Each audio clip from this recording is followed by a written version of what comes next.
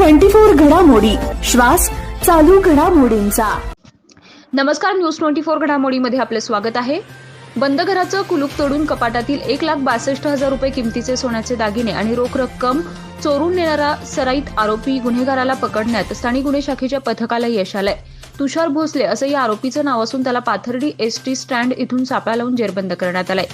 26 जानेवारी 2024 रोजी या आरोपीनं अजय विठ्ठल कोकाटे यांच्या घरी चोरी केल्याप्रकरणी या आरोपीवर नगर तालुका पोलीस स्टेशन इथे गुन्हा दाखल होता।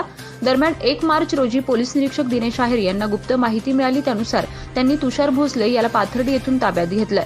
तर या आरोपीवर आतापर्यंत तब्बल 21 गुन्हे दाखल आहेत। हा गुन्हा दाखल झाल्यानंतर तसेच यापूर्वीही अनेक गुन्हे झाल्याचं तपासात निष्पन्न झालंय। तर या आरोपीकडून आणखीनही काही गुन्हे उघडकीस येण्याची शक्यता आहे। प्रतिनिधी स्वामी गोसावी, न्यूज 24 घडामोडी, अहमदनगर।